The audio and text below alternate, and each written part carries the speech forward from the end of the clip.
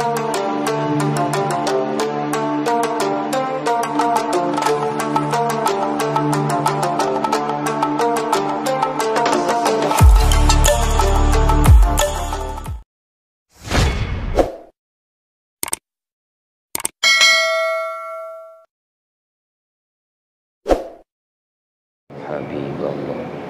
Assalamualaikum ya Habib Rasulillah sallallahu alaihi wasallam.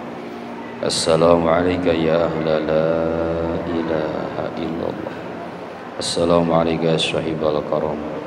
Assalamualaikum ya sahib hadzal kitab. Sayyidi Syekh Mursyid Syaribillah Syekh Ahmad Sahib wa Fatajul Arifin radhiyallahu anka tahiyatan minna ilaika wa rahmatullahi wa barakatuh. Al-Fatihah.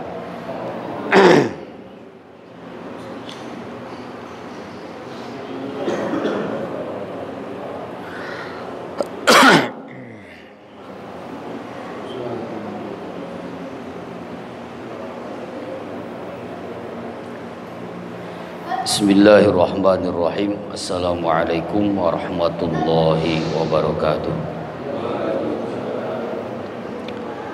Alhamdulillahillazi hadana lihaza wa ma kunna linahtadiya laula an hadanallah. Wassalatu wassalamu ala sayyidina Mukhtar wa ala alihi wa ashabihi al-ahya. Wa ba'du fa'lamu ma'asyiral ikhwan ja'alanallahu wa iyyakum minaz zakirina lahu katsiran wa minal ladzina la tulhihim amwaluhum wa la auladuhum an zikrillah. Anna zikra min a'zamil umuril fadail wa afdalil qurbat wa awsalil wasail. Qala Allah ta'ala wa la zikrullahi akbar.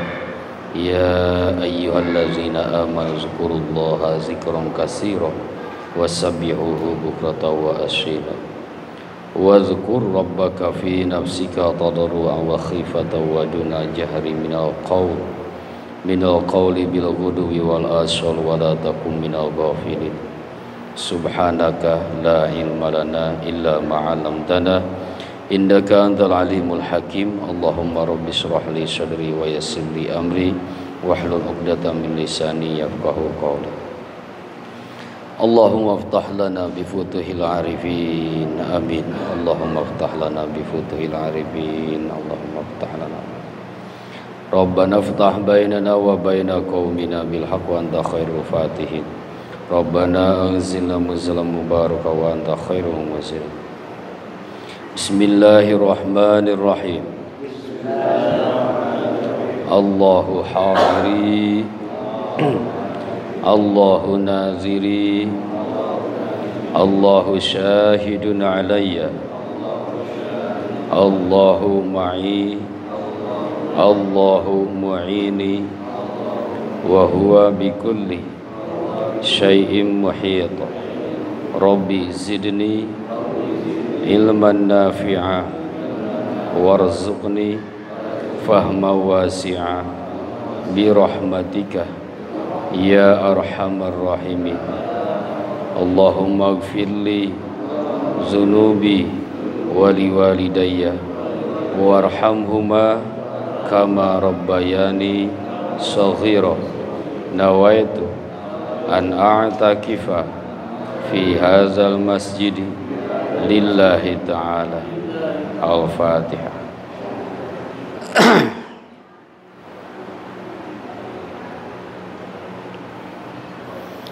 Hadratul Mukarram pemangku manakib sesepuh Majlis Al-Ihsan Pak Haji Ateng beserta keluarga yang semoga Allah rahmati zahir batinnya,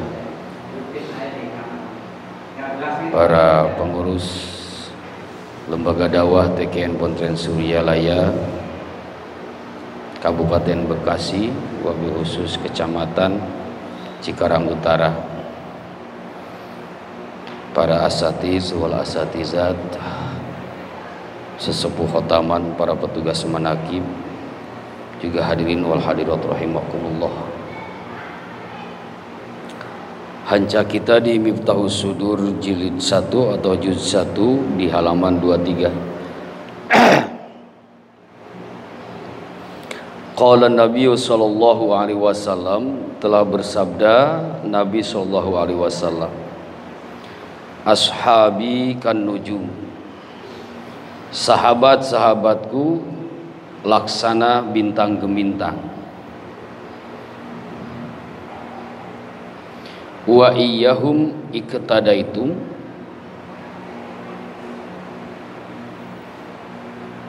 engkau mengikuti mereka. Ihtadaitum, engkau kalian akan mendapatkan hidayah. Ini Abah kutip hadis ini setelah menjelaskan tentang hadis warasatul anbiya. Al ulama warasatul anbiya bi asanida sholihah. Ulama ini pewaris para nabi dengan sanad yang sahih. Nah, pertama menyampaikan itu. Kedua, hadis kun ma'allah wa illam takun ma'allah kun ma'aman kana ma'allah fa innahu yusiluka ilallah.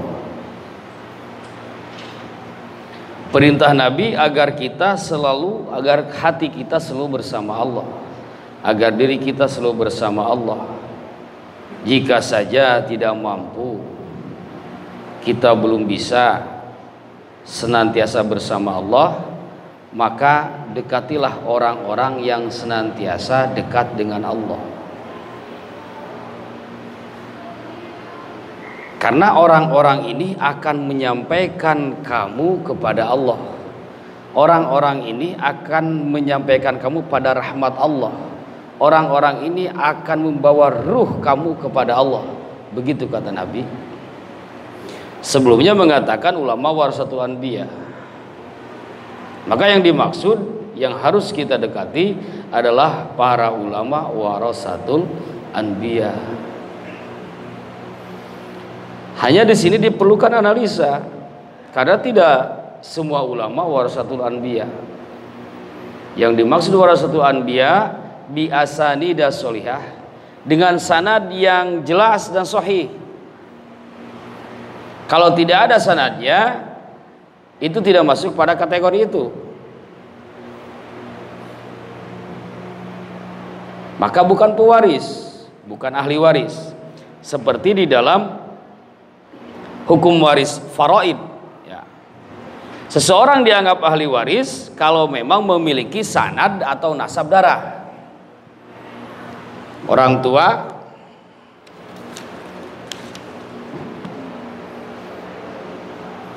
ada anak cowok cewek,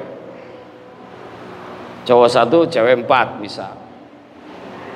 Ayahnya meninggal, maka yang berhak mendapatkan tirkah atau warisan adalah yang 5 ini. Yang 5 masing-masing, setiap perempuan mendapatkan bagian setengah dari laki-laki, atau laki-laki mendapatkan 2 kali lipat dari bagian perempuan. Inilah yang disebut dengan ahli waris, zawil furud. Ya, ahli waris. Kalau ternyata anaknya semuanya perempuan, tidak ada laki-laki, maka untuk anak perempuan ini semua 2/3 dibagi rata. Ada sisa. Nah, sisa ini untuk zawil arham. Zawil arham itu adalah saudara dari yang meninggal. Si A meninggal, ayahnya meninggal, dia punya saudara, adik atau kakak. Nah, ini zawil arham namanya. Oh, ternyata anaknya 1 perempuan lagi. Maka bagian perempuan itu, ahli waris itu mendapatkan 50% atau setengah dari harta peninggalan. Kesananya zawil arham. Nah, zawil arham di dalam warasatul anbiya menurut atau pandangan Tuan Syekh Abdul Qadir Al-Jailani qaddasallahu sirruhu nurani di dalam Sirrul Asrar, ulama-ulama, orang-orang yang tidak memiliki silsilah kepada Nabi, posisinya seperti zawil arham. Yang memiliki silsilah dengan sanad yang sahih, ini adalah zawil furud, ahli waris. Maka jika dalam kehidupan ada ahli ilmu, ahli amal, tetapi tidak punya sanad ruhani kepada Nabi, dia bercahaya. Namun ketika dia berhadapan dengan ulama warasatul anbiya, cahaya ini jadi redup. Karena warisan dari Nabi lebih banyak ke sini. Cahaya dari Nabi lebih banyak mengalir ke situ. Zawil furud. Jelas ya Pak? Yang disebut ulama warasatul anbiya, UWA disingkatnya, UWA, ulama warasatul anbiya, adalah mereka para ulama, ahli ilmu, ahli amal, para mukhlisin, siddiqin yang memiliki silsilah sanad keruhanian kepada Rasulullah Muhammad Sallallahu Alaihi Wasallam. Nah, ulama inilah yang dimaksud oleh Nabi, dibandingkan sejajar dengan nabinya Bani Israel. Ulama umatku sebanding dengan para nabi Bani Israel. Makanya selalu ada Nabi Isa menghidupkan yang mati. Di umat Nabi ada Tuhan Syekh Abdul Qadir diantaranya. Karena memang mujizat para nabi itu banyak turun di para ulamanya umat Rasulullah Muhammad Sallallahu Alaihi Wasallam. Nah, kita diperintahkan oleh Nabi untuk mendekat dengan ulama-ulama ini. Karena jelas kita belum bisa langsung dekat kepada Allah. Dekatilah ulama-ulama ini. Artinya mendekatinya dengan cara menghubungkan kita melalui talqin, zikir. Jika sudah mampu dekat dengan ini, fa indahu yusiluka ilallah, maka dia, orang ini akan membawamu menuju kepada Allah Subhanahu wa taala. Akan membawamu kepada keberkahan rahmat Allah Subhanahu wa taala. Selanjutnya mengutip hadis Nabi tentang sahabat. Ini untuk menunjukkan silsilah itu sendiri. Kata Nabi, ashabi kan nujum, sahabat-sahabatku, para sahabatku laksana bintang gemintang. Jadi oleh Nabi diibaratkan bintang. Wajah syabahnya, ya, hal yang serupanya, sehingga diibaratkan bintang karena masing-masing memiliki cahaya. Jika bintang memiliki cahaya materi menerangi bumi persadaraya, maka sahabat memiliki cahaya ruhani menerangi gelap gulitanya bumi jiwa manusia umat Rasul Muhammad Sallallahu Alaihi Wasallam. Masih di hadis ini kata Nabi, sahabat manapun yang engkau ikuti, kamu akan mendapatkan hidayah dari Allah Subhanahu Wa Taala. Kita ikut gak nih? Kita cek. Masing-masing sahabat punya kelebihan. Bilal bin Rabahah, ciri khasnya sehingga dilihat oleh Nabi, terdengar sendalnya sudah ada di surga. Pas ditanya, apa yang engkau kerjakan Bilal sehingga engkau sampai mendahului aku ke surga? Kenapa ya Rasul? Sendalmu sudah terdengar di surga. Apa yang kamu kerjakan? Maaf ya Rasul, setiap kali saya wudhu, saya melaksanakan sholat sunat 2 rakaat. Syukrul wudhu. Siapa yang suka melaksanakan? Kita suka melaksanakan, berarti ikut. Sunnah Bilal bin Rabahah. Oh, Sayyidina Umar kemudian diikuti oleh para sahabat lainnya melaksanakan tarawih di bulan Ramadan 23 rakaat.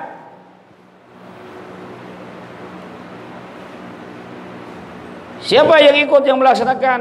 Kita 23 rakaat. Oh, berarti kita ikut sunnah Sayyidina Umar bin Khattab. Sayyid Utsman bin Affan sunnahnya azan Jumat 2 kali. Dulu zaman Rasul adanya sekali saat khatib mau naik mimbar. Kesininya Islam semakin luas. Ternyata banyak laporan kepada sahabat waktu itu bahwa banyak petani yang ketinggalan Jumatan karena kebablasan waktu. Tahu-tahu sudah azan. Adanya habis adzan khatib langsung naik mimbar kan. Lah ini masih belokot, masih kotor, cuci tangan, cuci kaki dan sebagainya. Selesai masuk masjid, di masjid khatib sudah selesai, udah mau sholat, ketinggalan setengahnya. Maka ijtihadlah para sahabat dipimpin oleh Khalifah Utsman bin Affan.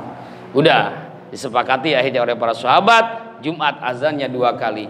Yang pertama azan menunjukkan jadwal zuhur sudah masuk. Adzan yang pertama, sehingga nanti para umat masih ada waktu. Mereka cuci tangan, cuci kaki, bebersih dan lain sebagainya. Azan yang kedua adalah azan ketika adzan oleh muroki. Muroki itu orang yang menaikkan. Ketika khatib mau naik ke mimbar. Maka siapa yang melaksanakan? Siapa yang mengikuti Utsman bin Affan dan para sahabat yang sepakat waktu itu? Dialah orang yang melaksanakan sholat Jumatnya dengan azan 2 kali. Salah gak Pak mengikuti ini? Jelas enggak. Dan itulah yang ditunjukkan oleh Rasul. Iktadaitum ihtadaitum. Ya betul. Wa iyyahum iktadaitum ihtadaitum. Yang mana saja sahabat semua kalian mengikuti mereka, kalian akan mendapatkan hidayah dari Allah Subhanahu wa taala. Nah, ini yang disebut oleh Nabi kelompok atau firqah yang akan selamat. Di hadis sebelumnya, di fasa sebelumnya, Nabi menyatakan sataftariqu ummati, umatku akan terpecah menjadi 73 firqah. Semuanya masuk neraka kecuali satu. Siapa yang satu ya Rasul? Kata sahabat, wamatil kalau wahidah. Yang satu itu yang mana ya Rasul?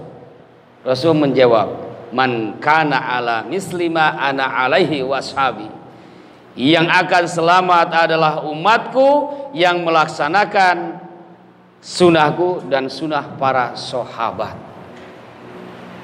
Jadi yang selamat yang melaksanakan sunnah Rasul dan sunnah sahabat. Kalau sunnah Rasul saja neraka, sunnah sahabat saja neraka. Yang akan selamat yang melaksanakan sunnah Rasul dan sunnah para sahabat. Ini termasuk kepada hadis nubuah. Nabi berkata seperti ini supaya umat ada pegangan, Pak. Nabi sudah tahu usianya pendek. Nabi sudah tahu meskipun panjang tetap aku akan meninggalkan kalian. Maka supaya umat kelak tidak tersesat, aku kasih clue-nya gitu. Apa clue dari Rasul? Ikuti para sahabat. Kemanapun kalian, sahabat mana yang kalian ikuti, kalian selamat, akan mendapatkan hidayah dari Allah. Amanat Nabi. Yang pertama. Yang kedua, ini sahabat ini bakal hilang juga kan? Nah, sahabat hanya berlaku amanat itu untuk para tabi'in. Betul? Ya. Tabi'in ini generasi kedua berarti. Generasi pertama sahabat, generasi kedua tabi'in. Hanya berlaku untuk tabi'in. Lalu untuk yang selanjutnya bagaimana? Memberikan amanat lagi Nabi. Tuba liman ro'ani wa amanabi. Berbahagialah orang yang telah melihat atau bertemu denganku dan beriman kepadaku. Siapa nih kira-kira Pak? Berbahagialah orang yang telah melihat aku dan beriman kepada aku. Ini kelompok siapa Pak? Kelompok sahabat ya. Berbahagialah orang yang bertemu dengan aku dan beriman kepadaku, kelompok sahabat. Selanjutnya, wa tuba liman ro'a man ro'a man ro'a. Wa tuba liman ro'a man ro'a man ro'a man ro'ani wa amanabi. Berapa kali nih? Wa tuba liman ro'a, dan berbahagialah pada orang yang melihat. Satu, melihat orang yang melihat. Dua, pada orang yang melihat. Pada orang yang melihatku dan beriman kepadaku. Jadi 4 Pak.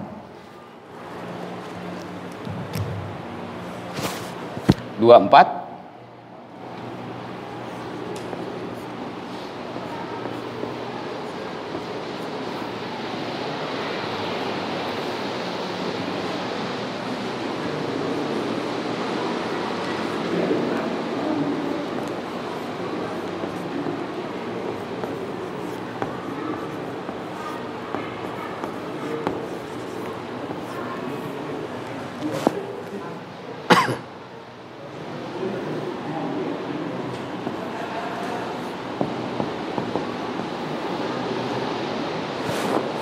Ini Nabi.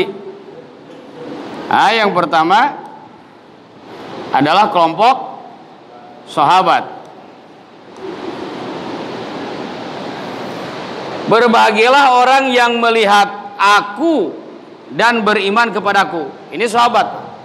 Yang dimaksud berbahagia ini adalah orang ini akan mendapatkan kebahagiaan dan keberuntungan dunia akhirat. Ini sahabat. Kemudian kata Nabi, watuba liman ro'a tabi'in. Ya. Watuba liman ro'a man ro'a itba'u tabi'in. Generasi ke-1, generasi kedua itba' tabi'in. Generasi 3, ini generasi 4. Berbahagialah orang yang melihat ke sini. Dia melihat ke sini bertemu. Berbahagialah orang yang bertemu dengan orang yang bertemu dengan orang yang bertemu dengan orang yang bertemu dengan aku dan ia beriman kepada Nabi. Imannya tetap ke sini.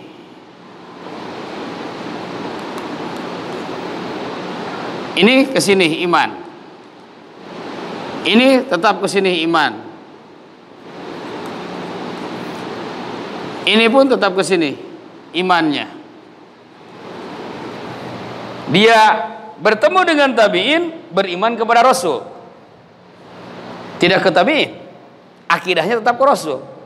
Tabi'in bertemu, itba'u tabi'in generasi 3 bertemu dengan generasi 2. Imannya tetap ke Rasul. Ini bertemu dengan sahabat, melihat sahabat, imannya tetap ke Rasul. Beliau bertemu langsung dengan Nabi dan beriman kepada Nabi. Berbahagialah orang-orang ini. Dia yang akan hidup selalu bersama Allah Subhanahu wa taala. Dijelaskan selanjutnya. Kenapa? Di situ ada kalimat tubah. Karena di situ ada jejak, kata Nabi. Di sini ada jejak penglihatanku, ada jejak musyahadah. Sahabat salaman dengan Rasul, ya, mendapatkan pandangan dari Rasul. Jadi ada jejak Rasul di sini. JR, jejak Rasul. Ada jejak Rasul. Musafaha, saling bertatap muka, ya. Ini tidak bertemu dengan Rasul, tapi dia menemukan jejak Rasul di sahabat. Sahabat melihat ini, maka jejak Rasul, cahaya dari Rasul pindah ke sini. Cahaya siapa, Pak? Cahaya Rasul pindah ke sini. Dan ini dikoneksikan dengan keimanan. Turun ke sini, ini melihat, saling bertemu, saling musafaha. Saling memandang, saling musafaha, maka jejak Rasul, cahaya Rasul pindah lagi ke sini, dikoneksikannya dengan keimanan ke Nabi. Bertemu lagi dengan murid di generasi keempat, dia bertemu dengan kelompok tabi'in, bermusafaha dengan kelompok tabi'in atas dasar keimanan kepada Nabi, maka cahaya Nabi, jejak Nabi pindah ke sini. Di kitab Khazinatul Asrar dikatakan bahwa generasi ini sampai 70.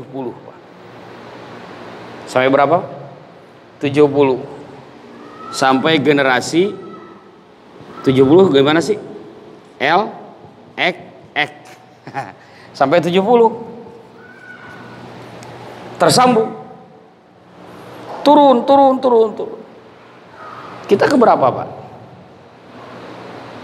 Kalau dilihat dalam silsilah Pangersabah itu generasi ke-35. Di silsilahnya ke-37 kan? Dikurangi Allah dan Rasul. Berarti 35. Maka kita berarti generasi ke-36. Baru setengahnya, Pak. Baru setengah. Mari kita buat analogi. Ini cahaya, ya, refleksi, memancar ke sini. Cahaya memancar ke sini. Di sini ada reflektor.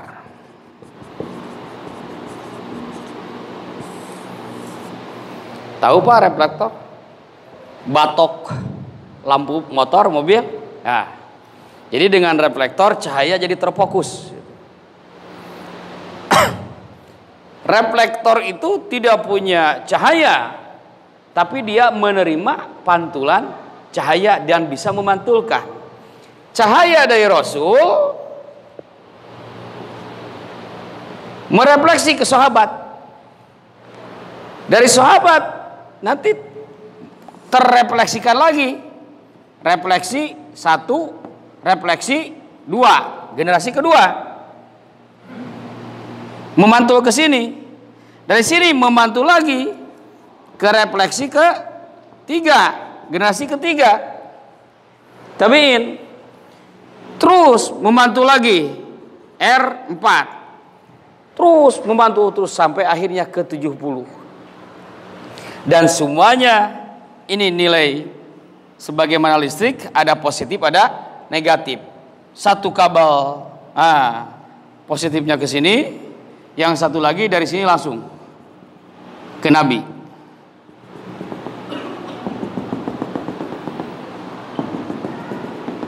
Yang disebut dengan iman.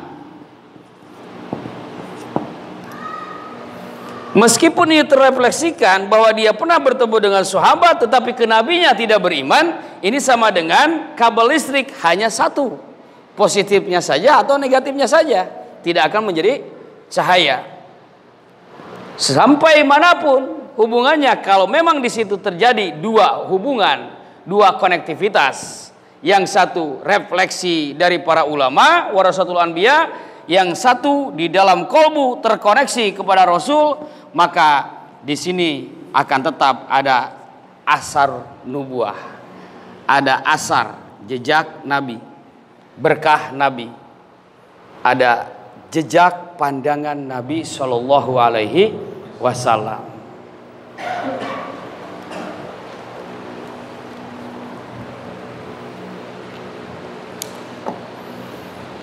Nah, dari situlah kemudian kata pengersabah, demikianlah dari satu keadaan pindah ke keadaan yang lain, dari satu masa pindah ke masa yang lain.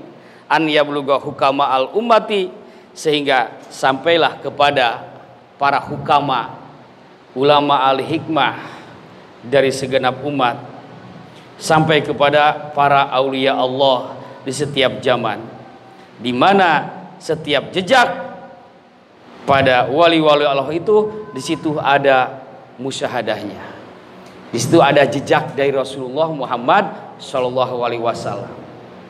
Akhirnya Abah melihat para wakil takin, para ulama-ulama kita, ulama kita melihat Abah, musafahah dengan Abah, pindah barokah atau asar atau jejak dari Nabi ke murid-murid Abah ini. Kita nggak bertemu dengan Abahnya karena sudah wafat, misal. Kita bertemu dengan orang-orang yang pernah bertemu dengan beliau. Lalu kemudian kita mengikuti ajarannya, maka di situ di dalam kalbu kita ada jejak Abah, yang berarti ada jejak Rasul Shallallahu Alaihi Wasallam.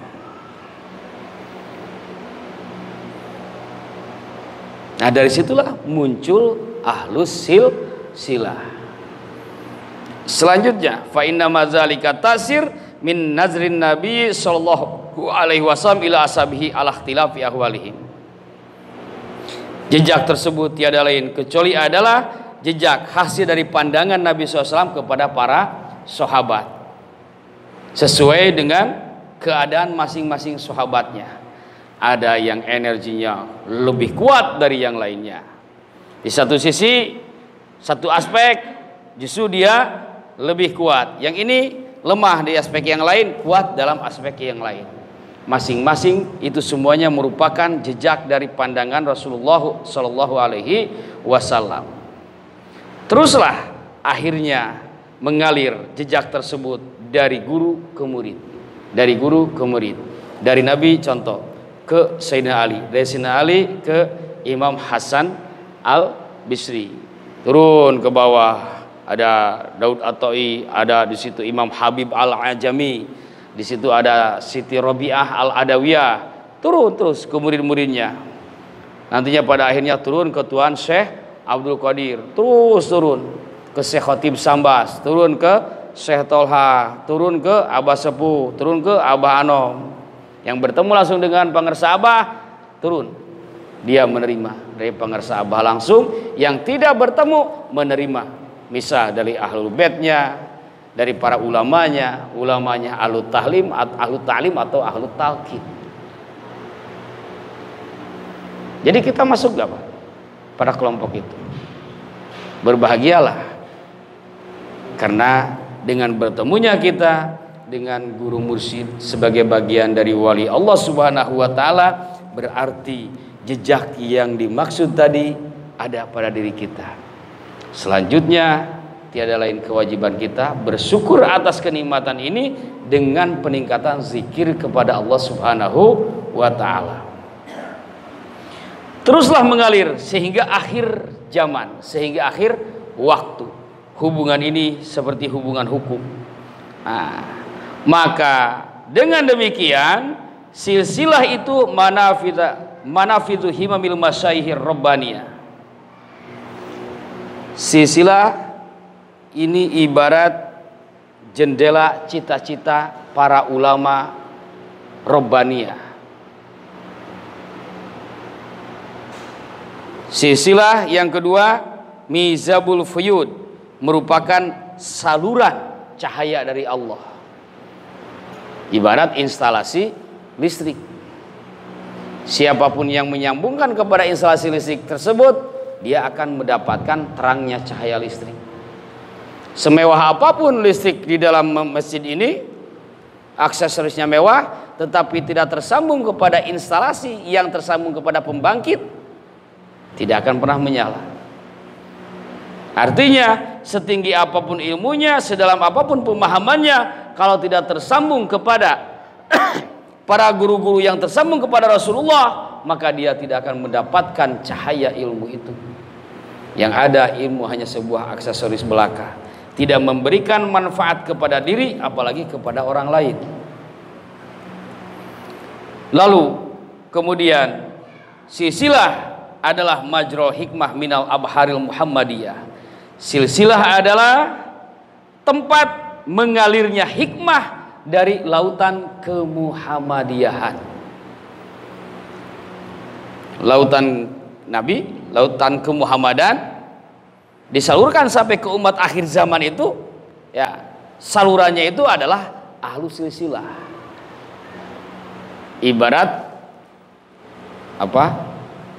Kali, ya, mengalir dari sumbernya sampai ke muara melalui salurannya. Diibaratkan seperti itu. Ini lautan kemuhammadan, airnya banyak, air keberkahan, air rahmat dari Allah Subhanahu wa taala yang akan menghiasi manusia hingga menjadi ringan dalam beribadah kepada Allah dan mampu menjauhi segala kemaksiatan, disalurkan lautan kemuhammadan ini melalui saluran silsilah. Ada yang silsilahnya melalui sahabat Abu Bakar, sumber pertamanya, ada yang melalui Sayyidina Ali, ada yang melalui Sayyidina Salman Al-Farisi, sahabat yang lain. Karena tadi kata Nabi, sahabat manapun yang engkau ikuti, engkau akan mendapatkan petunjuk. Melalui saluran itu tersebarlah ke seluruh penjuru dunia hingga akhir zaman. Maka siapapun orang-orang yang tersambung dalam silsilah itu, itulah yang dimaksud dengan kalimat tuba, yaitu berbahagia, kata Nabi Shallallahu Alaihi Wasallam. Fungsi keempat, hiji, dua, tilu. Fungsi keempat, fungsi silsilah manzor asraril malaikatil qudsiyah. Ahli silsilah ini adalah tempat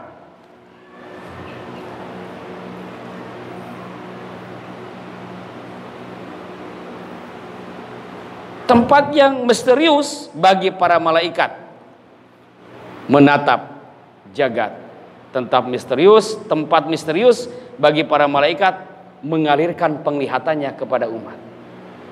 Maka kenapa Pak, kita kalau melihat ulama-ulama di tingkat tersebut yang tadinya gundah gulana hanya bertemu saja sudah tuntas. Geus ngarasa bunga we nya Pak Haji. Tadi mah dari sini mah dari rumah ingin curhat ka guru teh, hayang sagala dibejakeun gitu tah. Da resah. Ketika sudah bertemu, sudah cukup, selesai tah. Ada malaikat di situ Pak. Ya, memandang secara rahasia, memberikan cahayanya ketenangan kepada kita. Karena tugas malaikat hanya untuk menyampaikan 3 hal. Allah takhafu wa la tahzanu wa abshiru bil jannati allati kuntum tu'adun. Untuk menyampaikan Allah takhafu agar kita supaya tidak merasa takut tentang masa depan, wa la tahzanu tidak merasa sedih tentang masa lalu, dan merasa gembira dengan surga yang dijanjikan oleh Allah Subhanahu wa taala. 1000 masalah sudah dibawa, ketika sudah berhadapan tiba-tiba merasa gembira. Naon Sep? Henteu silaturahmi we hungkul. Bubuk padahal mah diri itu mah geus mawa masalah eta teh gitu. Begitu sudah berhadapan musnah gak ada. Ini luar biasanya Pak, saluran hikmah. Di situ ada pandangan malaikat secara rahasia. Udah gak usah dipikirkan. Maka disitulah pentingnya silaturahmi kepada guru. Bagaimana dulu para sahabat ketika ada masalah laporan ke Nabi. Kadang laporan itu tidak menyampaikan permasalahan, cukup aja ngobrol ngariung. Selesai balik tegas, masalah teh. Tiba-tiba ayat muncul solusi dengan sendirinya. Ini luar biasanya. Yang kelima, mazharat tajaliyatil ilahiyah. Ahli silsilah ini adalah tempat menjelmanya tajali ketuhanan.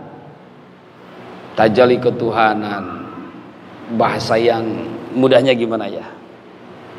Tajali itu penjelmaan Tuhan. Contohlah kita ambil satu. Sifat Allah Al-Qadir yang maha kuasa. Nah ini bertajali sifat Allah ini di ahli silsilah. Kita ambil contoh salah satu ahli silsilah Tuan Syekh Abdul Qadir Al-Jalani Qaddasallahu sirrahun nurani. Ada muridnya jauh dari Baghdad, jauh dari tempat Syekh Abdul Qadir, seorang perempuan mau diperkosa oleh lelaki jahanam dalam sejarah itu. Padahal jauh banget. Ketika mau diperdaya, perempuan tersebut menjerit menyebut nama Tuan Syekh Abdul Qadir. Saat itu Tuan Syekh Abdul Qadir mau wudu. Diambillah tarumpahnya, sendalnya, dia lempar sampai ke sana. Nah, secara logika kita itu nggak mungkin kan. Tapi karena di situ ada tajalli kudrah Allah sedang ngaebrehkeun dan naonnya, membuktikan kekuasaannya di dalam diri Tuan Syekh Abdul Qadir, maka jadilah kekuasaan Allah itu turun pada Tuan Syekh Abdul Qadir sehingga sendalnya sampai memukul laki-laki yang akan berbuat durjana. Dipukul laki-laki itu terus sama sendal terbang. Boleh jadi kan malaikat yang membawanya, karena tadi disebutkan itu tempatnya malaikat mengintip dari tempat yang rahasia. Kiai Jured ke Pangersa Abah membawa santri. Kiai Jured ini memang ulama, ahli hikmah, ahli wirid, ahli zikir. Dia dalam pencariannya ingin menemukan seorang guru mursyid. Dapatlah informasi tentang Abah.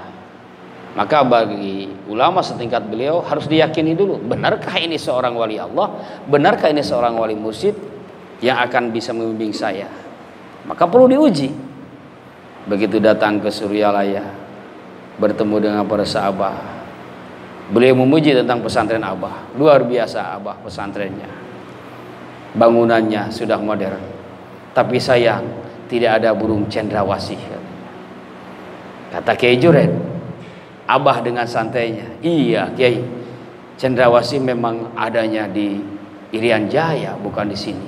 Tapi beliau memandang ke arah menara masjid yang dekat bangunan LD. Ternyata keluar burung cendrawasih dari menara masjid. Kiai Junaid melihat juga, subhanallah. Satu, begitu masuk ke dalam, entah mana susunannya, yang jelas di situ beliau ngambil batu. Beliau tekan, batu menjadi 2 atau 3 pecahan. Sama Abah diambil lagi, jadi kayak tepung. Nah, setelah itu muncullah burung di madrasah sama Kiai Junaid. Ya, dari batu itu muncul burung, sama Abah diketepet tanpa melihat. Nah, setelah itu ternyata Kiai Junaid sudah bawa kelapa muda. Ini Abah, kelapa muda. Saya ingin ketika dibelah, di dalamnya ada ikan warna-warni. Kalau sekarang namanya koi. Kata Abah, tuh bisa atuh Abah. Kiai Junaid memaksa. Akhirnya kata Abah, mari berdoa. Bismillahirrahmanirrahim. Silahkan pecahkan. Di dalamnya ada ikan warna-warni. Nah, bertajali kekuasaan Allah di ahli silsilah, dalam hal itu di pengersa Abah. Ya, bertajali itu menjelma, ya, kudrah iradah Allah di dalam pribadi pengersa Abah. Akhirnya Kiai Junaid ditalkin, talkinnya pun parodi. Kalau tidak salah informasi, ditalkinnya di tempat kholwat, yang dari luar ada kelihatan jamnya tuh di Nurul Asro. Ya karena memang Kiai Junaid ahli wirid, ahli hikmah, memang sudah menjadi ulama linui di tempatnya pada masa itu. Maka ketika ditalkin itu langsung terbang ke atas, Pak Haji. Sehingga dia merasa nikmat di entah alam malakut, entah alam jabarut. Ketika ditalkin itu, la ilaha, bukan, didikir hopi. Sampai merasa terbang ke sana, masuk ke malakut, masuk ke jabarut. Tapi kemudian kata Abah, Sayyiduna, dibalikin deui ke Hanaf eta teh. Marah dia, langsung nyerang ke Abah. Marah karena ditarik lagi. Geus geunah di ditu nah make dibalikeun deui gitu. Dengan satu gerakan serangannya dapat dipatahkan oleh Abah. Kata Abah, kita masih punya kewajiban di dunia ini. Belum waktunya ke sana. Kiai, sadarlah beliau. Nah, Abah pernah bilang bahwa yang datang ke Abah ini macam-macam. Ada yang dari nol, ada pertengahan, ada yang sudah di atas. Abah tinggal buka kuncinya. Sepertinya ini masuk yang terakhir itu. Ya. Karena memang setelah itu tidak pernah terdengar lagi ada datang. Entah misalkan kalaupun datang sekali 2 kali. Karena mungkin dia dalam jalannya perjalanan sudah punya amaliyah tersendiri, hanya untuk masuk ke sana tidak bisa. Harus ada yang membukakan, harus ada al-mursyid yang akan membawa, yusiluka ilallah, akan membawamu kepada Allah Subhanahu wa taala. Nah, inilah ahli silsilah adalah tempat menjelmanya tajaliyah ilahiyah. Yang keenam, ahli silsilah adalah tangga bagi para murid dan alat untuk mendaki para murid menuju alam malakut, alam jabarut, dan alam lahut. Jadi kita mau menuju ke sana itu, Pak, tangganya itu adalah guru. Kang Tufel hanya di tingkat SMP saja, dia hanya mengajar anak-anak SD dan SMP. Terus naik nih anak-anak, karena dia punya guru yang bersilsilah. Oh, ini sudah bukan bagian saya, dikirimlah ke Suryalaya. Nah, di Suryalaya ada tahapannya juga, ada aliyah. Setelah itu masuklah ke tingkat perguruan tinggi. Itu secara dohirnya. Secara batinnya masing-masing juga ada tahapannya. Oh, kata Asep, ini masih bimbingan saya. Ternyata udah naik, pindah bimbingannya ke Jena. Oh, ini udah naik lagi, bukan bagian saya, dipindah lagi ke Pasanin. Terus naik secara bertahap melalui para guru ini, sampai kemudian pada akhirnya langsung ditangani oleh mursyidnya. Naik terus Pada akhirnya kata mursyid itu, oh ini bukan bagian saya lagi, harus Tuhan Syekh Abdul Qadir. Naik, ternyata semakin ke atas, ini bukan bagian saya, harus Rasulullah langsung yang menangani, atau Nabi Khidir, atau Sayyidina Ali. Sebelum itu bertahap. Jadi yang membawa kita ke sana adalah guru-guru dalam ahli silsilah. Itulah kenapa kita diwajibkan bertawasul, berkirim Fatihah untuk mereka. Tujuannya supaya ruhaninya tetap tersambung. Nah, ahli silsilah ini adalah tangga untuk mendakinya para murid dari alam nasut ini menuju alam malakut, 7 langit menuju alam jabarut, di atas langit menuju alam lahut. Tapi semuanya harus melalui wa tajawabihi arwahul masyayikh minas sahil hayy ila Rasulillah sallallahu alaihi wasallam ila hadratillahi azza wajal. Semuanya harus melalui guru yang hidup. Harus melalui guru yang hidup. Mohon diperhatikan, kalimat di sini bukan mursyid yang hidup, tetapi guru yang hidup. Dulu ketika Syekh Abdul Karim wafat, beliau tidak menunjukkan penerusnya, yang ada adalah para wakil talqin, Syekh Tolha di antaranya. Maka murid-murid Syekh Tolha terhubungnya ke Syekh Abdul Karim, terhubungnya ke Syekh Khatib Sambas melalui guru yang hidup, yaitu Syekh Tolha. Tetapi kemudian pada akhirnya setelah beliau wafat, Syekh Tolha disebutlah mursyid. Ketika hidupnya tidak disebut mursyid.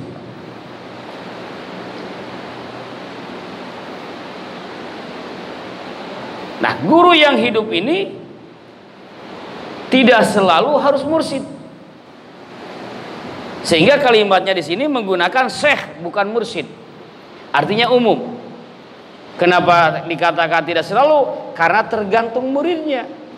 Kalau muridnya belum tingkat khos, masih murid mubtadi, maka guru yang hidupnya adalah di tingkat itu. Kalau muridnya di tingkat mubtadi di alam syariat, maka guru yang hidupnya adalah yang memberikan pelajaran ilmu fikih, amaliyah tata cara sholat, amaliyah ilmu tata cara wudu, ilmu tata cara sholat, ilmu tata cara muamalah. Yang penting si guru itu tersambung kepada mursyidnya, Pak. Oh, ternyata sudah diamalkan, masuk di waktunya pindah. Masuklah ke guru thariqahnya. Diberikanlah pembukaan thariqahnya, talqinnya, kemudian taklimnya, dibina terus oleh guru yang hidup. Ternyata murid itu naik terus, dibimbing terus. Pada akhirnya ketika sudah masuk ke tingkat khos, maka yang akan membimbingnya adalah mursyidnya. Nah, ini perlu diperhatikan, Pak. Jangan sampai salah memanai. Banyak yang memanai yang disebut syekhun hayun itu adalah mursyid yang hidup. Padahal tidak selalu. Disebut kalau itu mau dipaksakan sebagai mursyid yang hidup, sementara kata Tuan Syekh Abdul Qadir, seorang mursyid itu dia diutus oleh Allah untuk membimbing orang-orang khos.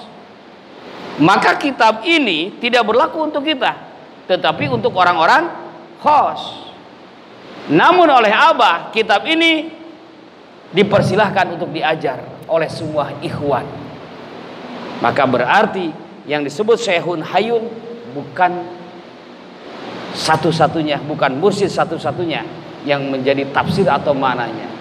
Semuanya disesuaikan kepada masing-masing tahapan dari muridnya.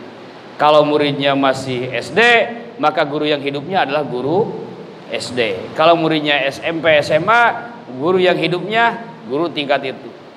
Kalau sudah perguruan tinggi, maka guru yang hidupnya adalah dosen. Kalau sudah S2, S3, apalagi S3, guru yang hidupnya adalah tingkat profesor. Nah, di kita mursyidnya sudah wafat, tetapi murid dari mursyid orang-orang khosnya masih ada. Yang penting ada dua di mereka, ahlut talqin dan ahlut ta'lim. Masih ada ahlut talqinnya? Banyak. Masih ada ahlut ta'limnya? Banyak, bahkan lebih banyak. Maka ketika kita menyambungkan diri kepada beliau, kita tersambung kepada mursyid agung, kita tersambung kepada guru agung, kepada pengersa Abah, tersambung kepada beliau, tersambung kepada Abah Sepuh, tersambung terus ke atas sampai ke Rasulullah Sallallahu Alaihi Wasallam. Namun ketika kita berpindah kepada yang lain, maka robitoh kita tidak tersambung ke sini, tersambungnya ke sana. Mending yang lainnya itu tersambung ke Rasulullah, kalau tidak tersambung rugi. Maka daripada kita mengikuti sesuatu yang belum jelas, sudahlah kita ambil sesuatu yang sudah jelas. Da'ma yuribuka ila ma la yuribuka. Abaikan yang penuh keraguan, pilih bergerak menuju sesuatu yang sudah diyakini. Kemursyidhan pengersa Abah, banyak ulama dunia yang meyakini, maka teruslah di sini. Teruslah di sini. Kita ambil dari ulama-ulama beliau, talqinnya masih ada, apalagi taklimnya. Maka ambillah semua itu. Hormati para ulama-ulama beliau, ikuti sunnah-sunnahnya, amalkan petunjuknya. Petunjuknya adalah petunjuk dari pengersa Abah. Karena beliau-beliau, mereka-mereka tidak pernah memberikan petunjuk kecuali apa yang diterima dari pengersa Abah. Rata-rata di dalam thariqah seperti itu, Pak. Ya, tidak berani memberikan petunjuk kecuali sesuai petunjuk yang diterima dari gurunya. Ikhwani rahimakumullah. Sampai di situ dulu pembahasan Miftahus Sudur di sore hari ini. Untuk selanjutnya tanya jawab dibuka setelah ditutup. Semoga Allah Subhanahu wa taala memberikan hidayahnya kepada kita semua sehingga kita semakin teguh dalam mengamalkan amaliyah warisan dari guru agung, dari pengersa Abah, yakni Thariqah Qadiriyah Naqsabandiyah Pondok Pesantren Suryalaya, dan semakin teguh dalam melakukan tawasul kepada ahli silsilahnya, wabil khusus robitoh kepada guru agungnya, sehingga tersambung ruhani kita menuju kepada Allah Subhanahu wa taala. Dikelompokkan oleh Allah sebagai kelompok orang yang berbahagia sebagaimana yang dijanjikan oleh Nabi Muhammad sallallahu alaihi wasallam. Amin ya Allah ya rabbal alamin. Allahumma khususna bila ilaha illallah waj'alna fi hisni la ilaha illallah wa amidana bi sirri la ilaha illallah innaka antal wahhabul karimul alimul hakim wa wafiqna limardatika innaka raufur rahim. Allahumma akhrijna minad dunya muslimah wa jal akhirah kalamina la ilaha. Allahumma lakal qulu wa bikal qulu wa mikal qulu ila kal qulu antal qulu wa qul quli bi rahmatika ya. Allahumma arinal haqqa haqqa warzuqna tiba'ahu wa nabatil batil. Alhamdulillahilladzi hadana li hadza wa ma kunna linahtadiya wa natawajjahu ilaika bisultani syama syahib wa fatihah fi qada'i ta'allumina hadza wa fi qada'i hajatina amin al-fatihah.